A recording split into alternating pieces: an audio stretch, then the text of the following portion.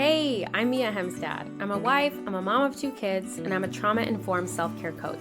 I also live with diagnosed PTSD and depression. I started sharing my mental wellness journey online in 2017 when I was diagnosed with postpartum depression and anxiety. And since then, I've heard from hundreds of women who all struggle with the same thing, putting ourselves last. This is a struggle that's keeping so many women burned out and unhappy, through no fault of our own, by the way. I've been working on my own healing as an abuse survivor since 2013. But when I became a mom, I really started to do the inner work of figuring out why I was putting myself last and how to start prioritizing myself for the first time in my life.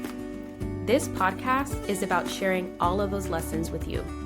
So if you're interested in hearing honest stories, life advice, and inspiration that encourages you to make your health, happiness, and well-being a priority, then definitely stick around. Welcome to your No Longer Last journey.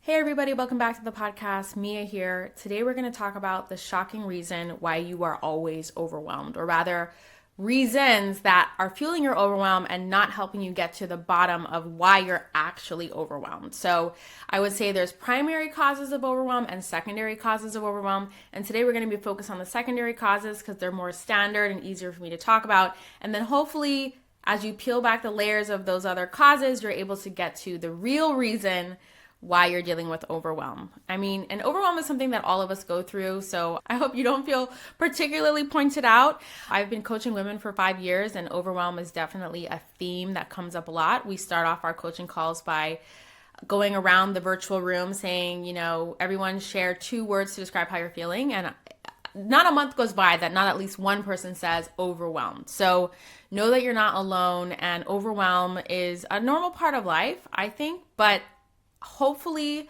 what this episode can help you do is to give you more tools and points of awareness to help you realize when you are making your overwhelm worse and figuring out how to handle it and make it better so that it doesn't become this debilitating, paralyzing part of your life. I personally have really struggled with overwhelm. I did not know how to handle it in the past, and still to this day, when something happens to me that's really triggering of past traumas, in a way that I haven't experienced before, I can get really overwhelmed. But thankfully, I'm able to recognize it and I have the tools I need to move through it. Doesn't mean it's easy, doesn't mean it's pretty. I think sometimes we think that healing and recovering and managing our mental health is gonna look like this very neat, checklist, organized process. When sometimes it's a lot of ugly crying, a lot of vulnerability, a lot of reaching out for help, and it's definitely not linear and it's definitely not mess-free. So I just wanted to start off the episode with that. Okay, so the shocking reason why you're always overwhelmed. Remember, I said there's primary and secondary reasons. Primary reasons could be literally anything. I know for me, a primary overwhelm for me is always going to be, well, hopefully not in the future, but right now and in the past, money is a huge trigger for me because I grew up not knowing where my next meal was going to come from, worrying about losing our home, worrying about my needs being met, just having basic needs as a child of clothes, food, shelter, and those things not being a guarantee really has messed up my brain in a way that money is a constant trigger for me. So it can become something that makes me very overwhelmed. But instead of addressing overwhelm, sitting with, breathing through, journaling through that trigger that's causing and fueling the overwhelm, that primary trigger of money trauma, I tend to jump into secondary triggers of overwhelm in order to avoid the primary trigger of dealing with my money trauma. So what are these secondary triggers? And this is what I'm going to spend most of this episode talking about. The secondary triggers of overwhelm are chaos, control, and codependency. Chaos, control, and codependency. And I'm going to give examples for each because you'd be surprised how often all of us tend to do this.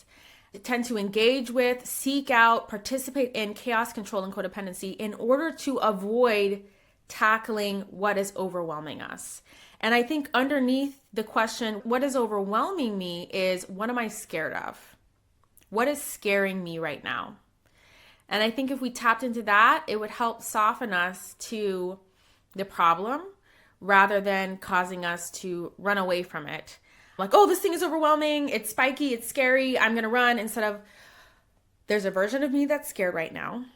she's worried about something, and I'm going to sit with this version of me and try to understand and listen for what's really going on so that I can address the true problem, which is the thing that's going to actually help reduce the overwhelm. But instead, most of us, including me, I've really been working through this in therapy this year.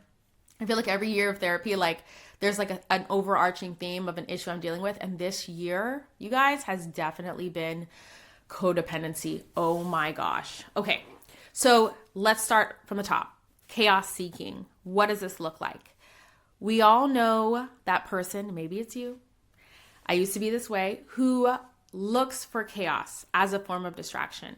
You're on Facebook looking for the latest tea. You're on Instagram looking for the latest tea. When I say Facebook, it's because back in early motherhood, when I was really overwhelmed, Facebook was still like big, okay?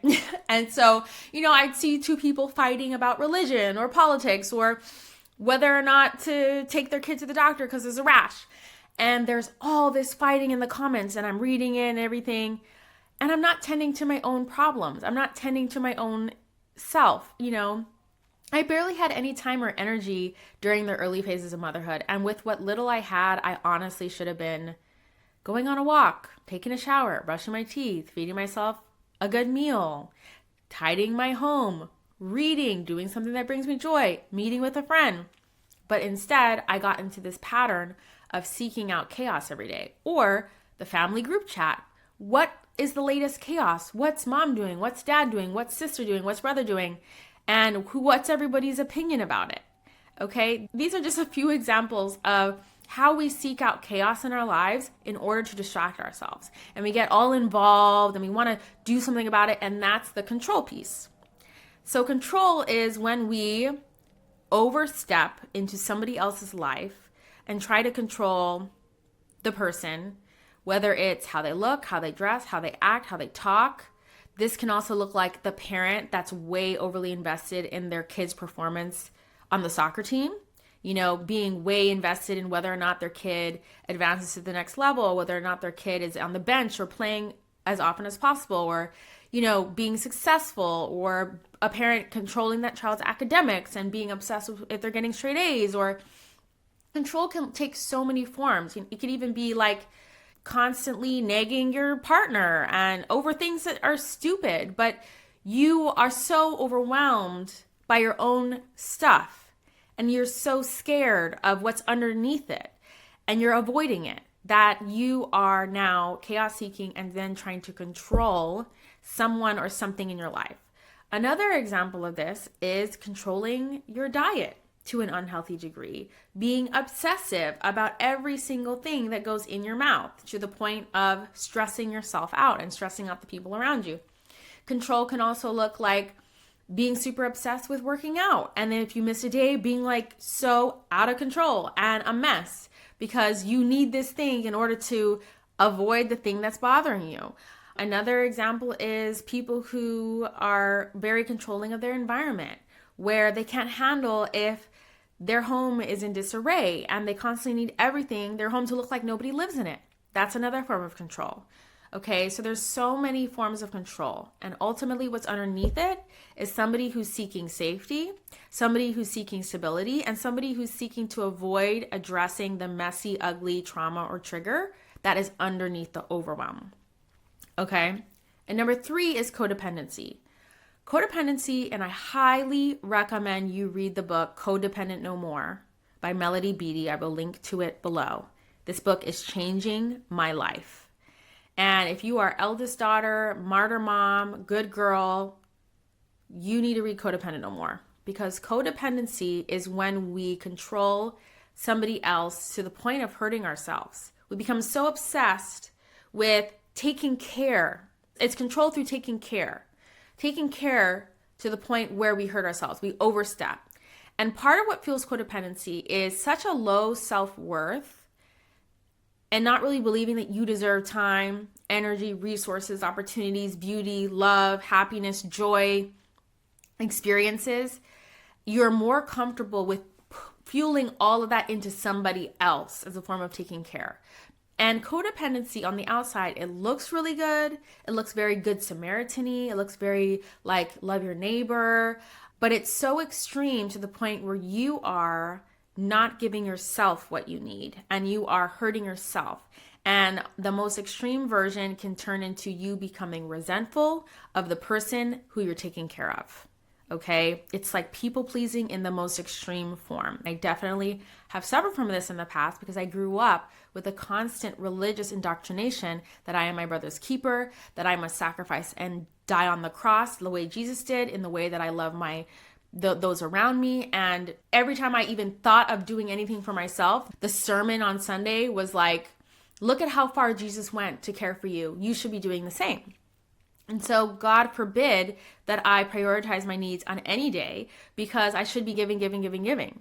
And if you also struggle with low self-worth, codependency can make you feel good about yourself, right? Because you are taking care, you're caregiving. And if everything and everyone around you, religion, authority figures, parents, society, culture, is telling you that this is the right thing to do, serving others is the right thing to do, pouring out is the right thing to do, then you have all of those messages validating your codependent behaviors. And these things, chaos seeking, controlling, and codependency, are compulsions. They are things we do so habitually that we don't even realize we're doing them. So it's really important, if you want to stop this in its tracks, to notice first the physical trigger, emotional and physical trigger that comes up. Notice where it comes up in your body before you act on the compulsion. And you're not going to notice it at first until you've done the compulsion. You're chaos seeking, you're controlling. You're getting in the group chat, putting in your 2 cents about what she did and what he did. You're commenting on your child's grades at dinner without thinking. You are reaching out to that friend again to listen to them vent for 3 hours, even though you have things you need to do and you need to take care of yourself. After you've done the compulsion, I want you to then step back and go, wait, what happened before that? What triggered this compulsion to chaos seek, to control, to be codependent? It's only through the action of it that you're going to be able to realize that you must have been triggered at some point. Because that's the thing about compulsions. They happen so habitually that we don't even realize we're doing them until we've done them. And so it's really important, as you're in the process of figuring out, okay, I definitely do this to me. How do I unravel this pattern? You got to be super compassionate, because in the process of unraveling this pattern, you're going to be still doing this pattern, and you have to forgive yourself. I know for me, when I started to become more aware of this pattern, I would go to therapy and I would just be like, oh my gosh, I did it again. Like, I told myself that I wasn't going to overextend myself and give more than I have. And then I did it again. I heard that this person was in trouble and then I overgave. This person didn't even come to me, but I reached out to them and tried to figure out what they needed and then tried to give them what they needed, even though I didn't have that to give. And why do I keep doing this? I feel so helpless. I feel so powerless. I feel so stupid. I feel so ashamed. So many emotions come up when we realize for the first time that we have one of these 3 C's, and it can really be mortifying. And the only thing I can say to you now that I'm more on the other side of this journey is you have to be patient, and you have to recognize that it's part of the process. These messy feelings of coming into awareness and feeling embarrassed and ashamed and guilty and upset and angry, feel them. Don't try to not feel them. Oh, I need to only be compassionate. Don't be angry. Don't guilt yourself. You're going to feel guilty. You're going to be angry. That's normal. It's natural. Feel those feelings. I'm doing bilateral stimulation right now because I'm like kind of bringing up these emotions. Feel your feelings by doing bilateral stimulation while you feel them. Breathe. This brings both sides of your brain online, helps you to stay in the parasympathetic state. Stay calm, basically, is what I'm trying to say. Feel your feelings, because it's part of the process of healing and releasing this compulsion. I kind of jumped ahead of myself because now I'm talking about what to do about it. But I hope you can see what I'm saying when I say there's a primary trigger that's fueling the overwhelm, and then there's a secondary trigger, which is chaos seeking, control, and codependency. And the bottom line is there's a reason that you do this. That's what, to me, helps me to continue to stay open and compassionate with myself, is there's a reason that I do this. And therapy can really help us unpack the reason. Journaling can really help us unpack the reason. Coaching can really help us unpack the reason. But there's a reason. All of us as human beings, we're all out here trying to get our needs met. And we're all out here trying to protect ourselves. It's very primal. It's very normal. It's very natural. And so as you dig into this, you need to have this foundational understanding that there's a reason why you do this, and it probably feels self-protective in some sort of way. And as you journal through this and dig through this and talk about it in group and coaching and therapy, you're going to open up some wounds and some traumas and some triggers that are going to demonstrate to you where this compulsion, when you started it, where it came from.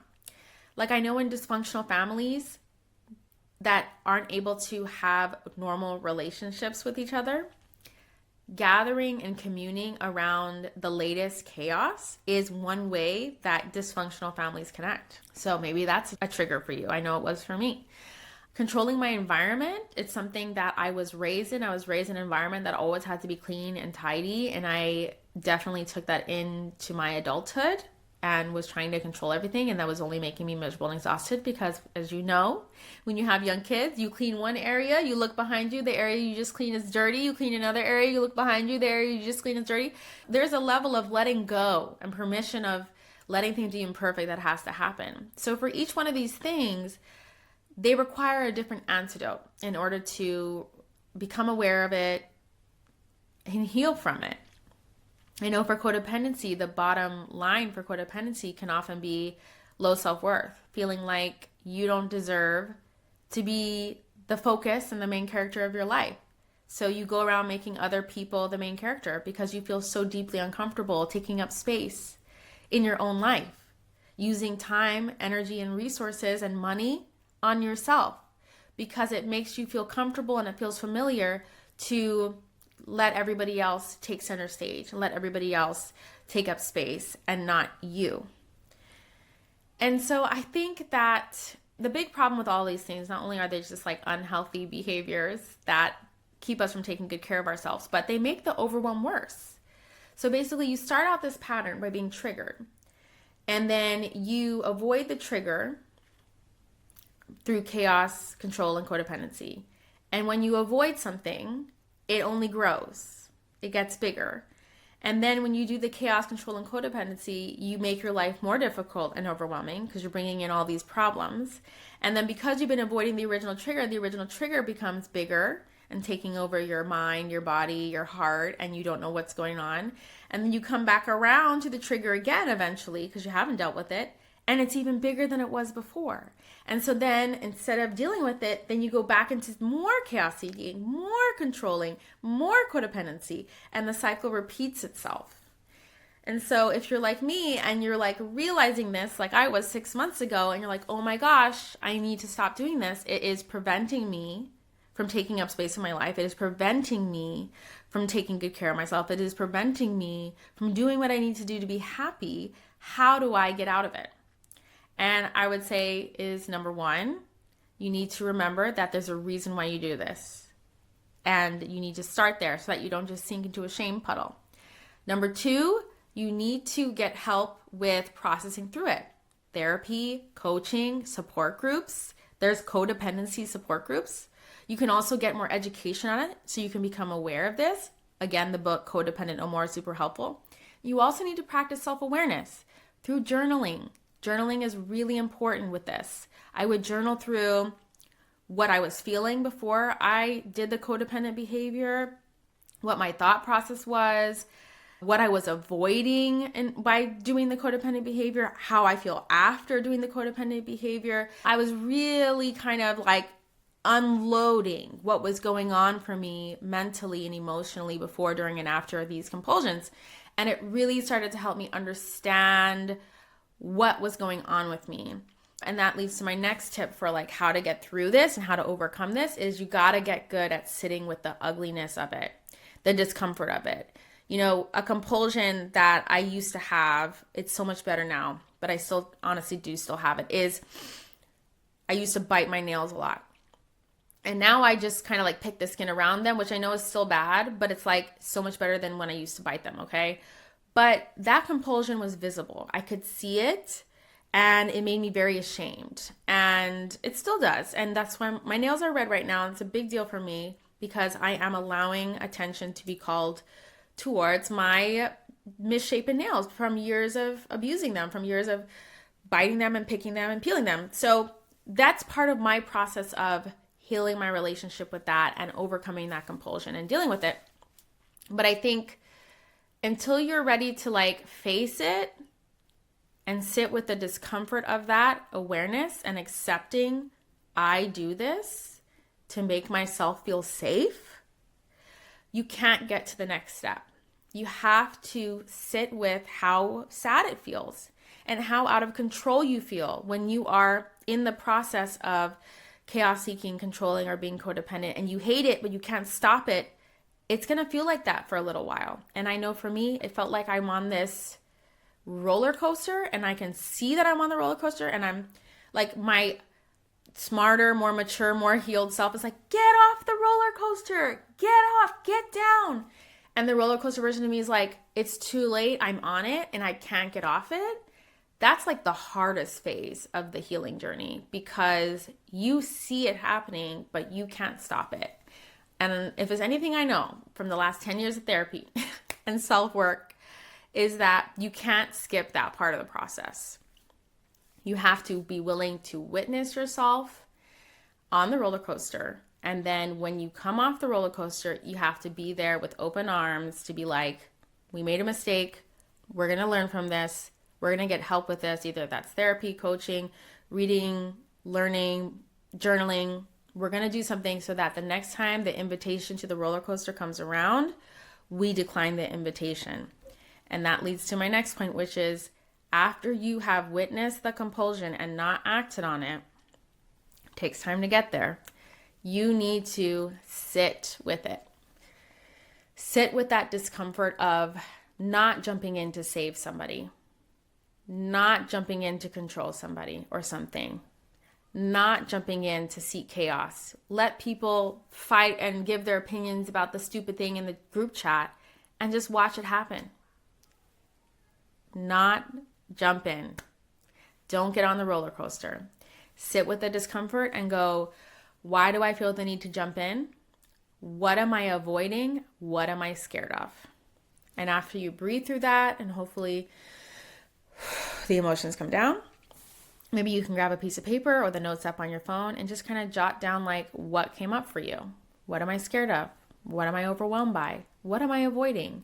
And you would be so surprised at what comes up. And that's the really cool thing about facing our compulsions, our toxic behaviors, our patterns. On the other side is like deep self-knowledge, like realizing who we really are underneath the chaos seeking, the controlling, the saviorism, the codependency, the hard work, all this, the identities and layers we place on ourselves and project to the world. What's underneath? That's the beauty that comes from not getting on the roller coaster, deciding to sit still, deciding to breathe through the emotions, and then checking in with ourselves with those questions. That's where the growth happens. This messy, challenging, vulnerable, difficult facing of ourselves that can really help us learn more about ourselves and then eventually learn to love ourselves better and take care of ourselves better. I was nervous to make this episode because I felt like it was very like philosophical and esoteric, but I hope with the examples I gave, it's very concrete. Again, codependency is something that I'm really unpacking, and I can't recommend the book Codependent No More enough because it's been life-changing for me in realizing how quickly I avoid giving myself what I need, and I'm quick to give other people what they need. I'm the ultimate caregiver. And I know why I'm like that now, because I was the middle child of 11 children. My parents weren't always around doing their job, so the responsibility to raise and care for my younger siblings often fell to me. So it makes sense that I am wired to assess people's needs and to fulfill people's needs. But that's why I'm so passionate about No Longer Last as a mission for women, and especially for mothers who had to be the good girl and are now the Martyr Mom. Because without this, we will become resentful. We will burn out. We will not fulfill what we came here on this earth to do, whatever it is that makes you happy. And unfortunately, a lot of us end up being really depressed, high functioning anxious, and we deserve more than that. You deserve more than that. And that's what's so important. And if you were raised and trained to believe like you are your brother's keeper, it's good to help others, it is. But the moment you helping others starts to impact negatively your ability to take care of yourself and to be the healthiest version of yourself and the most cared for version of yourself, then that's not taking care. That's codependency, and it's unhealthy. I like to say that no longer last doesn't mean me only or me first all the time. It just means me too. It means I also, with the limited time, the 24 hours in a day, the limited money, the limited energy, the limited resources, I also deserve to be on this list of who gets care and who gets to fulfill their dreams and who gets to get what they need and show up and live their life. I also get to be on that list. So I hope you'll choose to keep practicing being no longer last, even though it's really hard, even though these compulsions are coming up. And I hope the next time you see chaos coming up in the group chat or, people fighting on Instagram about the latest political nightmare, or you feel the urge to comment something that's trying to control your child or your partner, or you feel the urge to reach out and save someone because you don't want to address what's really going on with you. I hope that this episode will help you pause, take a beat, breathe through it, and connect with yourself so that you can continue healing. Because I can't tell you how much more self-compassionate, self-aware, kind to myself I feel. Codependency has been this monster in my closet that I hadn't addressed because I didn't have language for it. And now that I've been in the work on this for like 6 months, I feel like I've unlocked a new level. And the confidence and the self-love that comes with that is so powerful. And I just wish for you to feel that too. That's all I have for you today. I hope you enjoyed this episode. Again, I'll link to Codependent No More down in the description, as well as some other great self-care resources. And I hope you enjoyed this episode, and I'll see you in the next one. Bye.